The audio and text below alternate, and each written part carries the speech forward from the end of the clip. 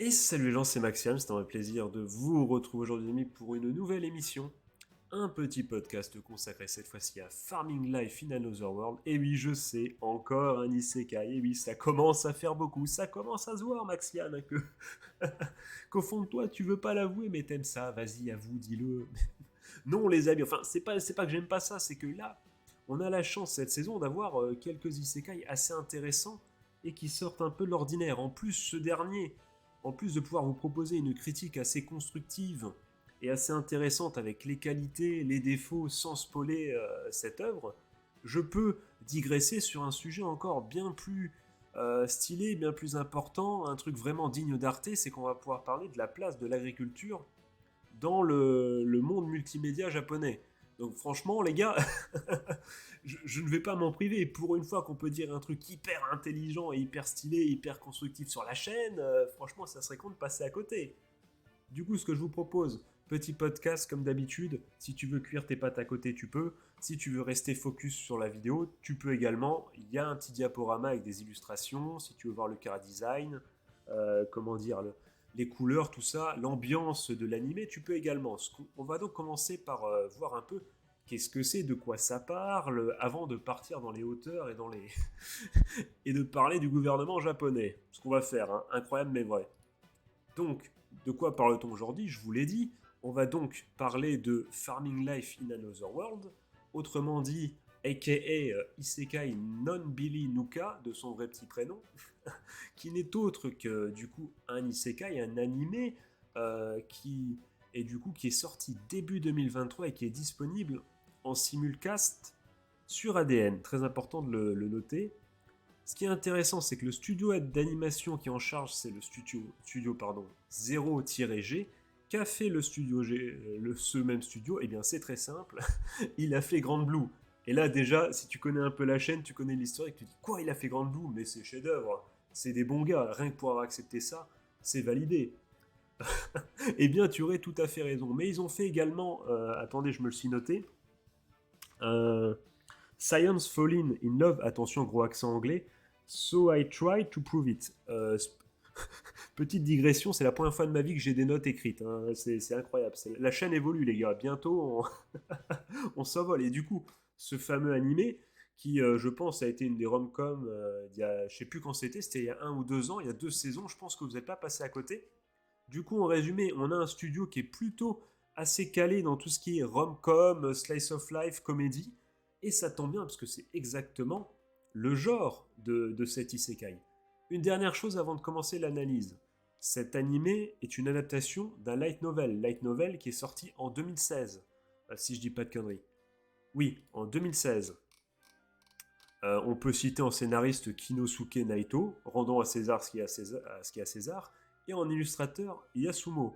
Malheureusement, ce light novel n'est pas disponible. Il y a également, en autre adaptation, pardon, je vais éternuer, ça m'énerve, il y a également le même Isekai Nambiri Nuka. Le mec, j'ai voulu relire le titre, je sais pas pourquoi, en version manga.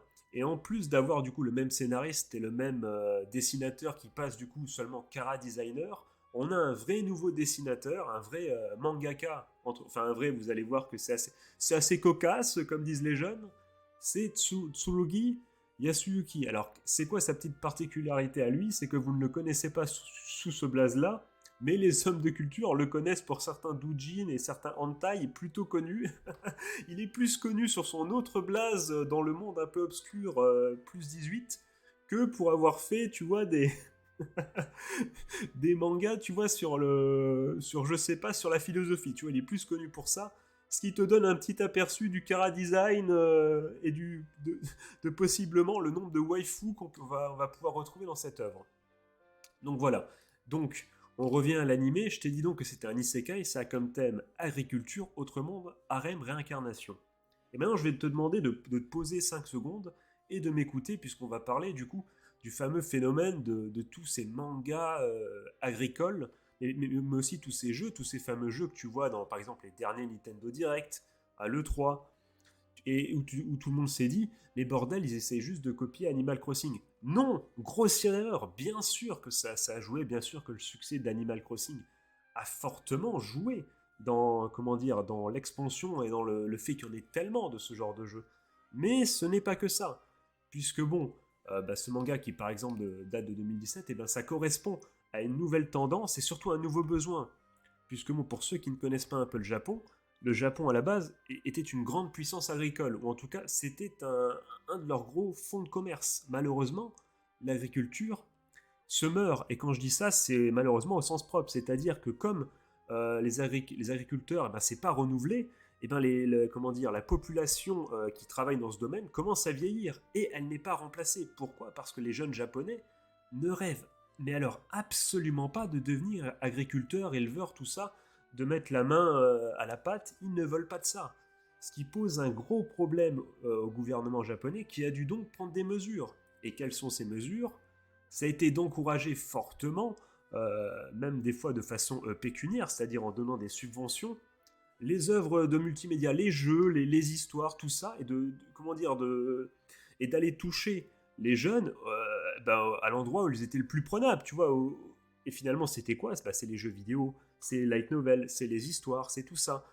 Et du coup, je ne dis pas que ce manga slash animé, tout ça, et que les auteurs ont touché de l'argent pour de l'État et que c'est une propagande. Pas du tout, c'est pas ce que je dis. C'est que je dis juste que dans le contexte actuel, il est de bon ton, tu vois, de sortir des animés, des jeux en rapport avec l'agriculture. Et que ce n'est pas un hasard, en tout cas, si le studio d'animation a choisi de s'attaquer à ce manga, enfin à ce light novel, manga, tout ça, et de l'adapter. Ce n'est pas un hasard. Surtout quand tu vas voir le début de la synopsis, tu vas comprendre en quoi c'est plutôt justement, ça rehausse un peu le niveau de l'agriculture, ça met un petit taquet à la ville, tout ça, enfin bon, encore une fois, je ne dis pas qu'ils ont touché de l'argent ou quoi que ce soit, je dis juste que tu vois, c'est dans l'air du temps. C'est comme un peu, comment dire, je ne sais pas. Tu vois je ne sais pas. Va voir sur Netflix, tu vois, tu peux par exemple, en regardant les séries, tu dis tiens, il y a quelques points communs qu'il n'y avait pas avant, il y a quelques, ben voilà, c'est pareil. Ben, c'est quelque chose qui va beaucoup arriver au Japon et qui va arriver de plus en plus. C'est qu'on va essayer de mettre en avant au maximum, d'un commun accord de tous les acteurs du monde du multimédia, ils vont mettre de plus en plus l'accent sur le côté l'agriculture, c'est cool pour essayer de véritablement sauver le pays. Donc la prochaine fois que tu regardes le 3 ou un Nintendo Direct et qu'on te sort un RPG avec les mecs qui taffent dans les champs, ne sois pas ce mec, ce Julien Chies du Bled qui dit oh là là, ça veut copier Animal Crossing. Non, non, non, c'est bien plus profond que ça, les amis. C'est ce que je voulais dire. Ne tombez pas dans la facilité et essayez d'aller voir plus loin que ça. Bien sûr qu'Animal Crossing a joué, notamment dans le nombre de jeux vidéo qui se sert justement de ce côté farming et compagnie.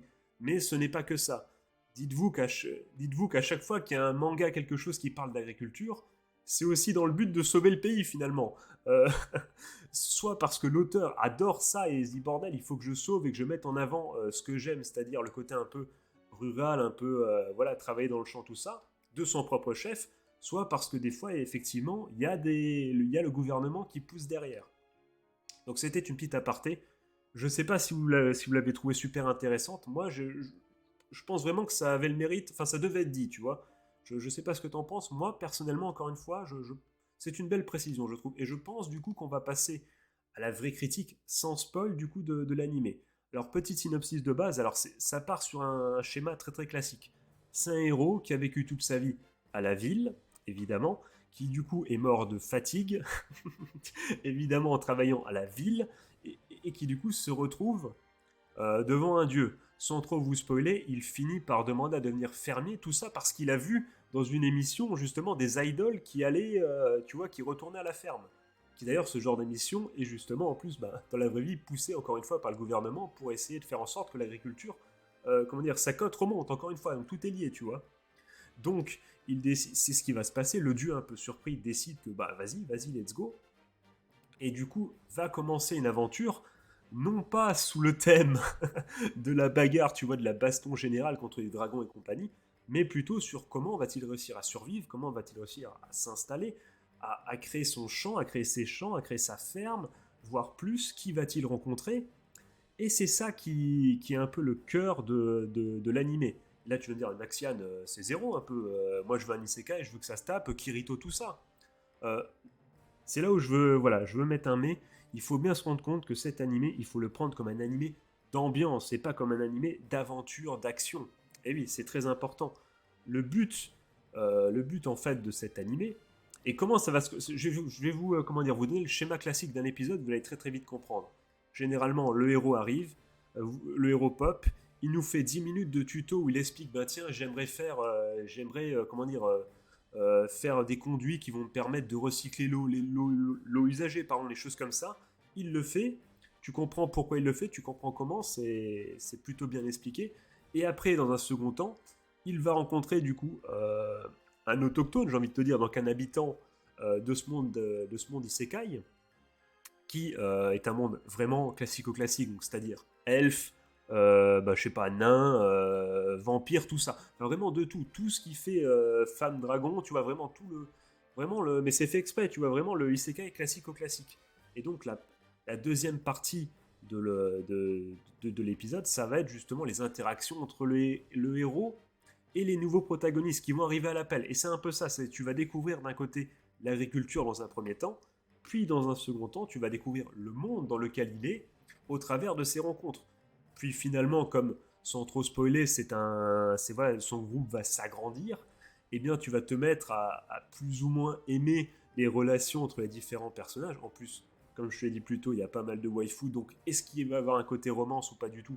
Je te laisse encore une fois le découvrir, mais en tout cas, il y a ce côté vraiment en plus comique, et c'est ça qui est intéressant, c'est qu'en plus d'être vraiment feel good et vraiment tranquille, l'animé prend son temps, il n'y a vraiment aucun souci, on est là. C'est l'animé du dimanche soir, tu vois. Ça prend vraiment le temps de t'expliquer. Après, comment dire, les persos, ils sont là, ils discutent entre eux tranquillement, tu vois. Et du coup, tu vas en apprendre plus sur les personnages. Mais en plus, bah, ça va s'installer un petit côté comique.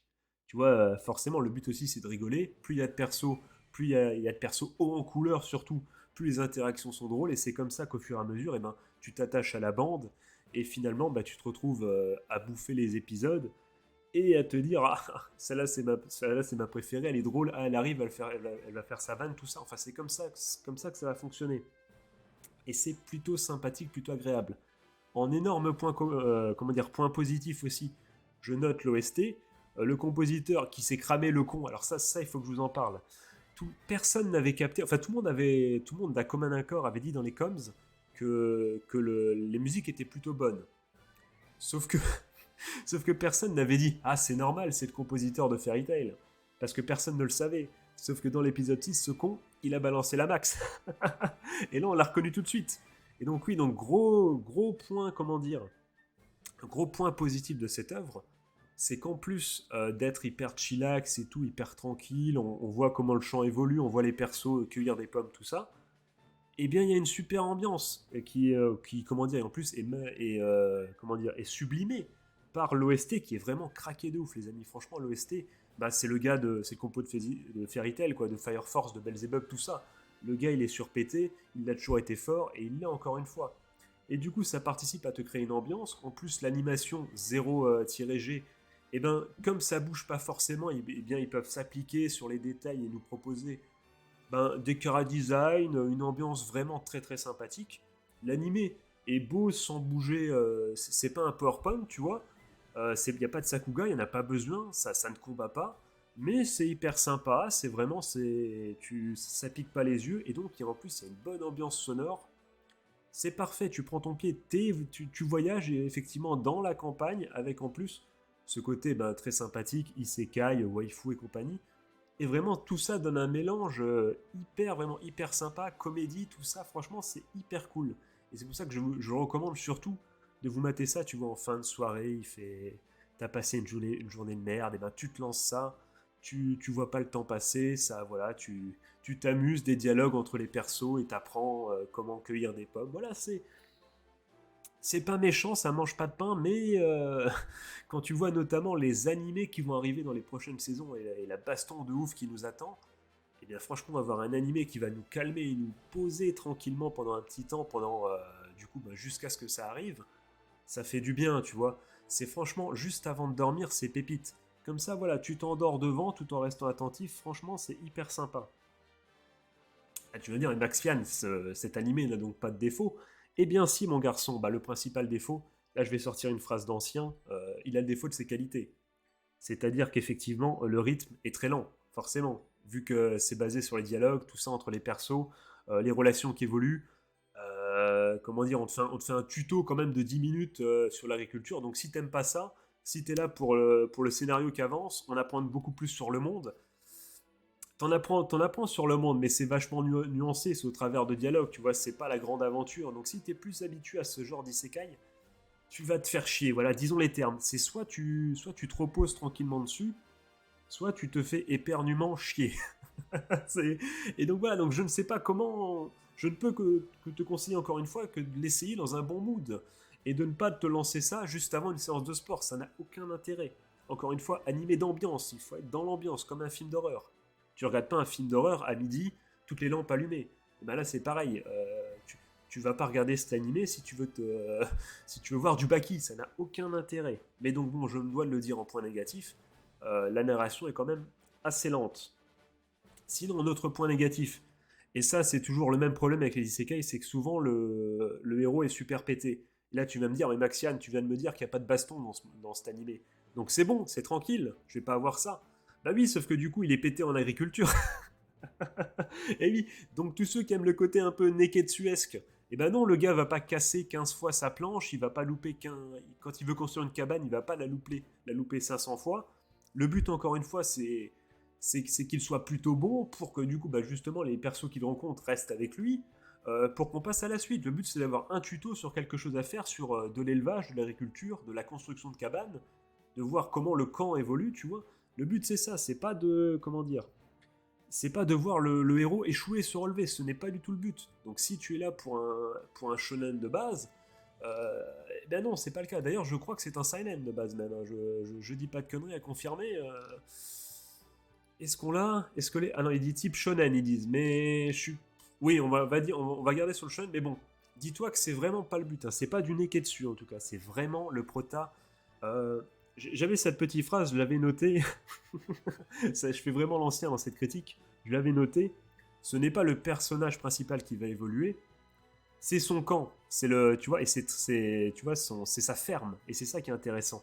On suit finalement le personnage principal n'est plus le main character. Tu vois, ça devient finalement la ferme, le camp. Et la vie, et tu vois, la vie qu'il va construire au travers de lui-même, au travers de lui-même, ça n'a aucun sens. En fait, ce que je veux dire, c'est que le camp, voilà, c'est tous ces gens qui vont graviter autour de lui, plus lui, ça va former le héros principal. Ça, plus même les bâtiments, les champs, tu vas voir comme tout ça évolue, comment ça va s'agrandir. C'est ça qui est intéressant dans cet animé. Tu ne suis pas, enfin, le but n'est pas que le héros apprenne quelque chose, apprenne une morale, non. La morale, elle est déjà dite dès le début. La morale sous-entendue, c'est dire allez travailler à la campagne, vous verrez, vous vous sentez mieux, il y a moins de pression que si vous travaillez dans les bureaux pour un comment dire pour je vais dire pour France Télécom, bah non, pour Japan Télécom, tout ça. Enfin, tu m'as compris quoi, pour une banque, tout ça. Donc la morale, elle est là dès le départ. Tu ne vas donc pas suivre, en tout cas pour l'instant, puisqu'à l'heure où je vous parle, il n'y a que 6 épisodes sortis. Et ça correspond en plus à là où je m'étais arrêté dans le manga. Donc, parce que oui, j'avais lu le manga avant, je sais plus si je l'avais précisé au début de cette vidéo. Enfin, j'avais lu une partie du manga il y a longtemps quand il était sorti, quoi. J'avais d'ailleurs trouvé ça déjà assez sympa à l'époque. D'ailleurs, de ce que j'ai vu, comment dire, l'adaptation est plutôt bien retranscrite, même si, comme je l'ai dit, c'est pas l'adaptation du manga et du light novel. Donc, ce que je vais dire, c'est plutôt finalement, ce qu'il faut se dire, c'est que le manga est proche du light novel aussi. Donc, tu peux aller sur le manga, tu peux aller sur un des trois formats. Les histoires se ressemblent plus ou moins, même si, de mémoire, il me semble que les relations entre le héros et les waifus euh, n'étaient pas tout à fait les mêmes que dans le manga. J'en dis pas plus, ceux qui ont enfin qui ont vu le manga, je vous conseille d'aller lire ceux qui ont vu pardon l'animé, je vous conseille d'aller lire le manga et inversement peut-être. Vous allez voir qu'il y a quelque chose, il y a les relations avec les waifus, c'est pas tout à fait la même. Ils ont éclipsé un léger détail. Ou alors c'est moi qui ai pas compris dans l'animé, mais ils ont oublié quelque chose. Mais je pense qu'ils l'ont fait exprès, c'est plutôt bien joué puisque ça, c'est vraiment dans l'optique, je vais pas spoiler du coup, mais c'est dans l'optique de rendre le truc encore plus chillax, c'est vraiment de plus bon enfant, plus comédie, tu vois. Et voilà. Mais je trouvais que dans le manga, les relations avec, pour l'instant en tout cas, même au même point, je trouvais que les relations avec les waifus, enfin avec les demoiselles, tout ça, étaient beaucoup plus développées dans le manga.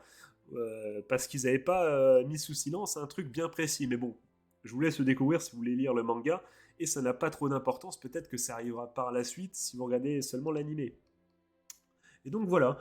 Et donc je pense qu'on arrive au bout. Je vous ai fait une petite présentation. Donc en gros résumé, j'aime pas trop me répéter, j'essaye de pas le faire, mais en gros résumé, un animé vraiment chillax qui met en scène la vie, une vie agricole dans un monde isekai avec du coup plus de waifu. Tout le monde est joli, tout le monde est gentil, tout le monde est beau.